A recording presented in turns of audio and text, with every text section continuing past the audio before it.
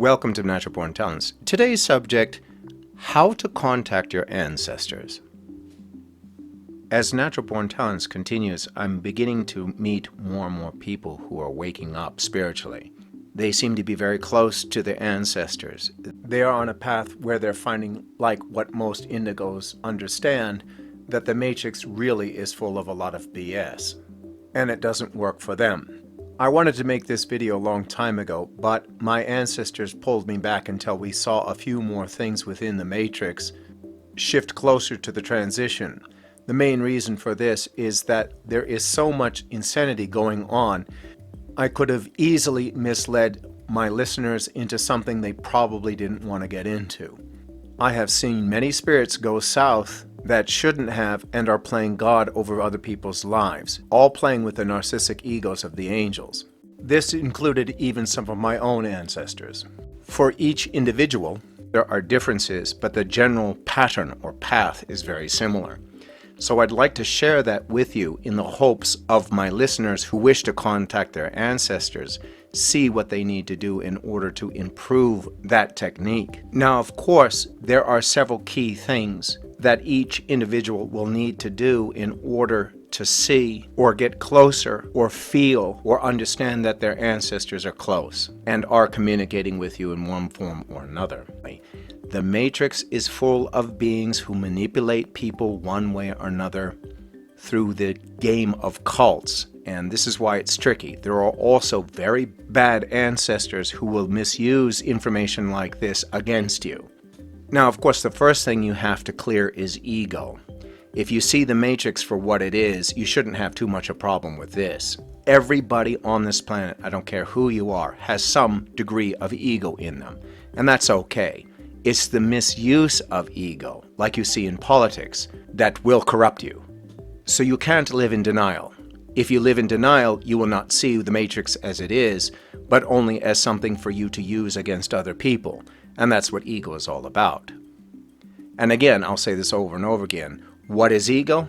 Well, take a look at a lot of the fallen angels, bad ancestors, the moralistic angels, any of those. That's all ego.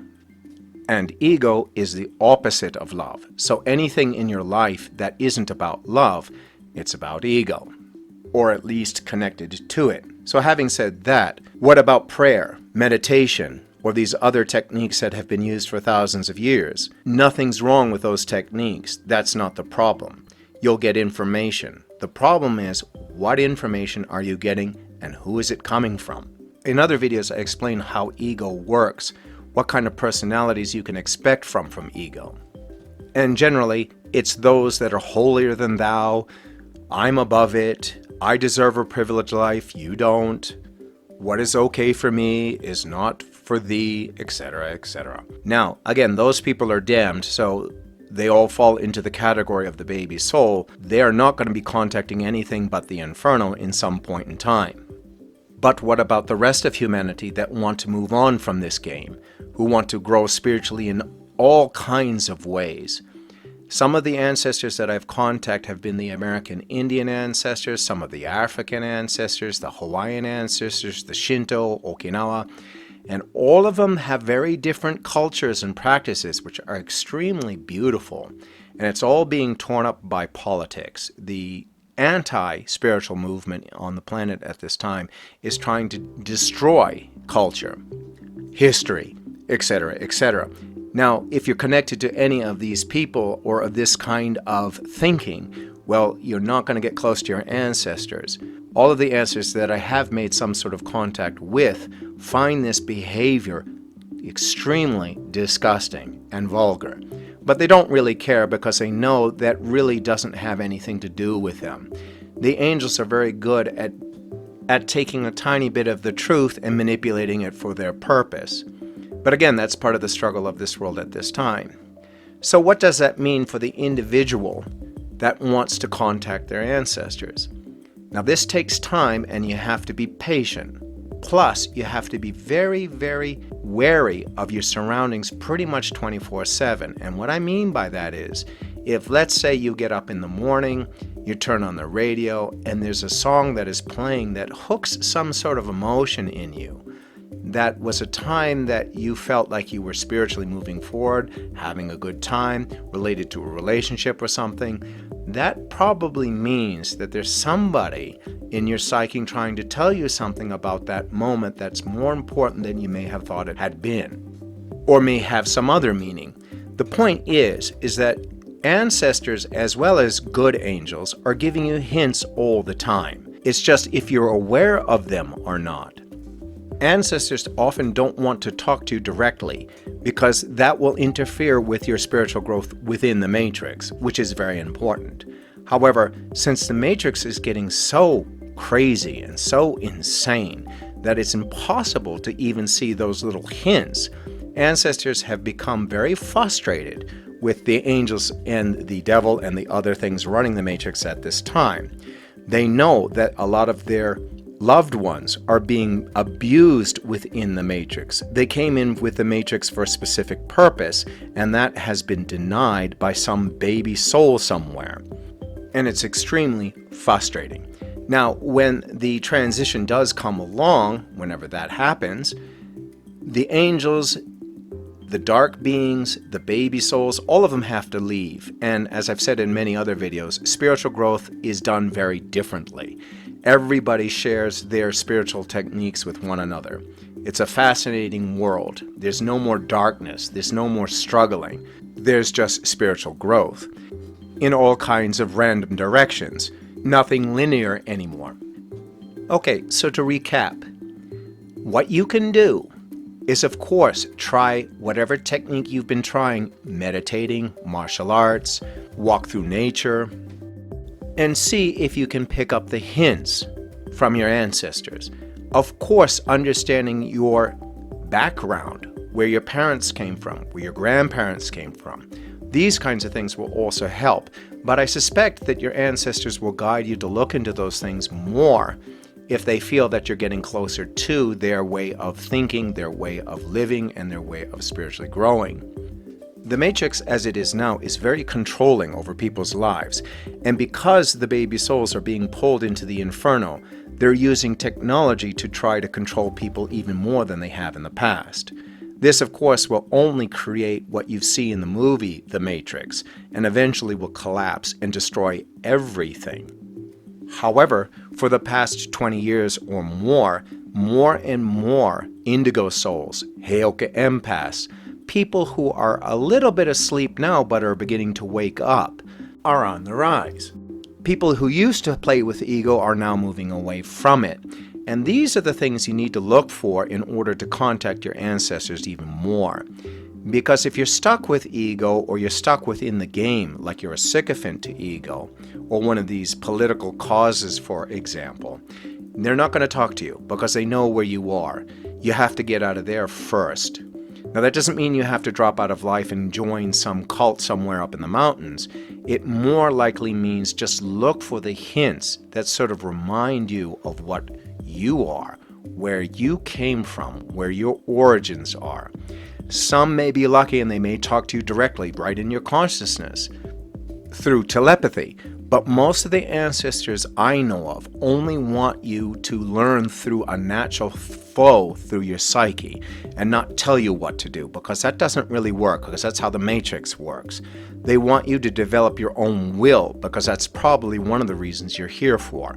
Not the will of ego, but your own will, your ancestors' will, what you are.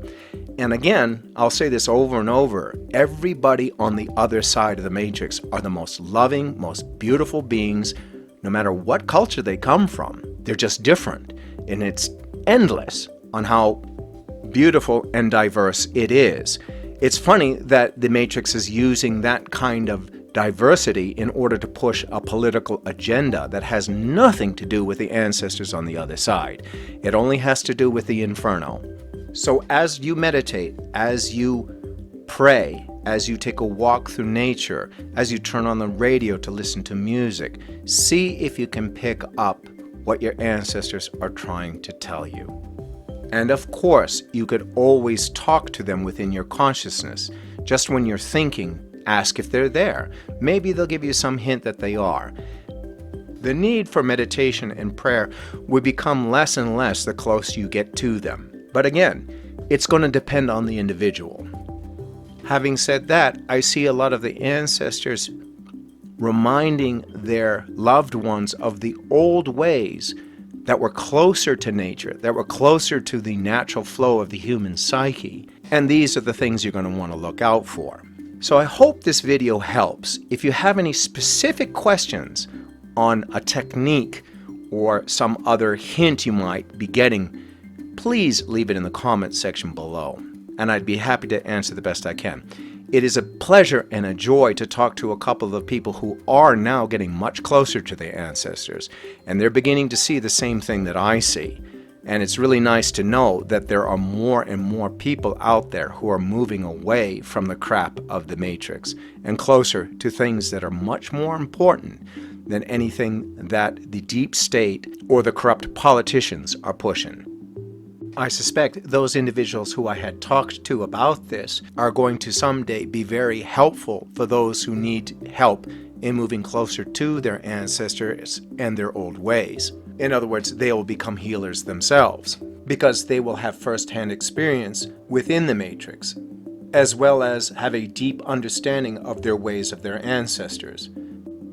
One specific technique I can mention while we're on the subject is called kan no renshu in Japanese. Kan no renshu means the practice of fine-tuning your intuitive or empathic skills.